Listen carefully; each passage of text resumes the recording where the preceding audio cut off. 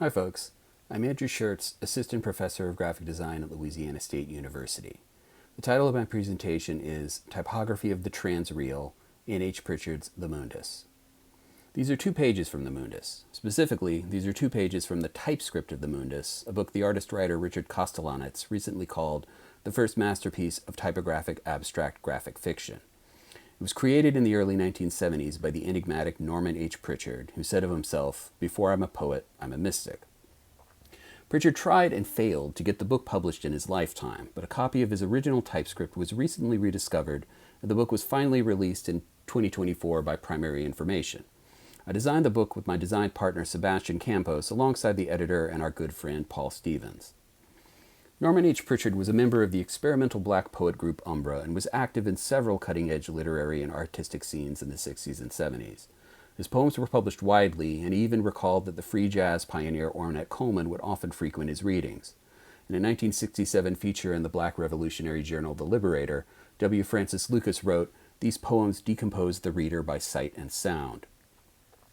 Pritchard has 2 books of collected poems published in his lifetime. The first, The Matrix, was published by Doubleday in 1970, one of the first books of concrete poetry released by a major publisher. Pritchard's second book, Echoes, was published by the New York University Press in 1971. In both books, Pritchard plays with the form of the book itself in exciting ways, running text up to the edge of the page, filling in large areas, using exaggerated spacing and alignment, ways that would have made their design and production extremely difficult in the pre-digital era.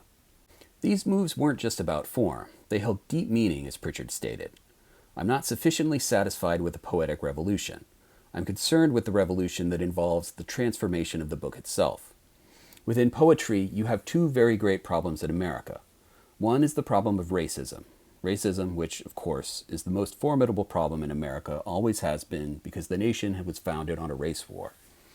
The other problem is that, within the literary establishment, we have this reactionary clinging to the past. Tradition, true tradition, is not temporal. When I'm saying about a poetic revolution, I mean changing the book itself."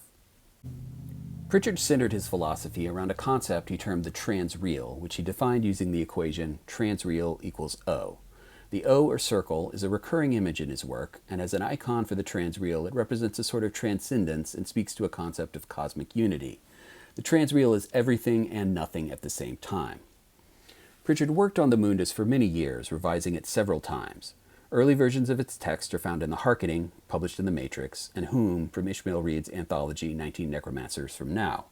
These both show Pritchard's process of taking a poem and fragmenting it by splitting words apart and recombining the fragments. This page from an illuminated draft of the Mundus, exhibited in the 2022 Whitney Biennial, is an exciting glimpse into Pritchard's process. His annotations for how he intends to fragment the text become their own performance. By breaking down his words, Pritchard attempts to get to the meaning beyond their meaning. His epigraph for The Matrix, "Words are ancillary to content," is, as Kevin Young writes, a swap for the usual form versus content duality. Pritchard explicitly asks us to think of words as form and to think of that form as having its own meaning. Pritchard almost exclusively composed his poems using a standard typewriter, but unlike a poet like Aram Saroyan, they were never published as typewritten monospaced text. I believe that the act of typesetting is an essential part of the work itself. Kate Brideau, in her fantastic book, The Typographic Medium, argues how the form of typography itself carries its own meaning. The act of transcoding Pritchard's typescripts into typography, performed as speech, or even illuminated, allows the meaning of their form itself to become apparent in different ways. As an example, here's a recording of Pritchard reading his poem Geyer's Galax. "Sound variegated through beneath lit. Sound variegated through beneath lit. Through sound beneath variegated lit. Sound variegated through beneath lit. Variegated sound through beneath lit dark." Here's another poem for The Matrix that was reprinted in a newspaper review. I don't think they were fans. In this poem and the previous, transcoding into a different format or context amplifies the intention of the poem. I'd also like to point out how this poem piece clearly works despite the varying alignment introduced in its conversion to a proportional width typeface. Here's another good example. This poem, the title is a double quote mark, appears to be a straightforward grid of quotes and reds. The Matrix is typeset using the typeface Primer, designed by Rudolf Rusica exclusively for the Linotype. was modeled after Century Schoolbook and optimized for legibility in book printing. On closer inspection, you can see how the reds are all misaligned, while the quotes are all perfectly regular. This would only be possible if the reds were placed after the initial typesetting stage, either by the book's designer or possibly even by Pritchard himself. Pritchard was well acquainted with design production techniques. In a 1978 interview, he describes using letraset and mixing multiple typefaces together in the same poem. The Mundus was itself composed using an improvisational paste-up method. Pritchard Xeroxed pages of O's, sliced them apart, then taped them together with strips of sliced text. I've added rules to highlight the different fragments here. See how he flips some segments around. Instead of just writing or typing, he's sampling his own work. The result is both loose and tightly controlled. It's also worth noting how the improvisational collaging of the text strips with the fields of O's rejects the mathematical grid of the typewriter for a more intuitive alignment. When it came time to typeset, we wanted to go with a format similar to the two books published in his lifetime, The Matrix and Echoes. Primer, used in The Matrix, has a width that recalls the typewriter forms of his typescripts, but the only available digital version pales in comparison to the original Linotype.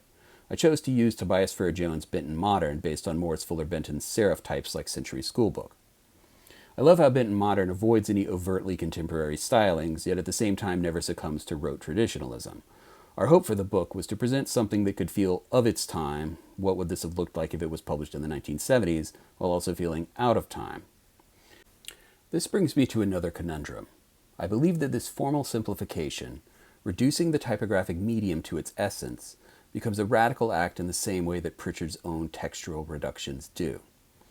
The act of transcoding the typescript and reducing the text's formal signs, Xerox noise, typewriter marks, tape lines, etc., helps focus Pritchard's intentions and get to the meaning beyond their meaning. The divide between O's, which read like an image but might be text, and text that looks like it could be an image is completely removed. The division is gone and the whole becomes unified. While we know that printing can never really be invisible, I think it's important to imagine the possibility that it could be. Thank you.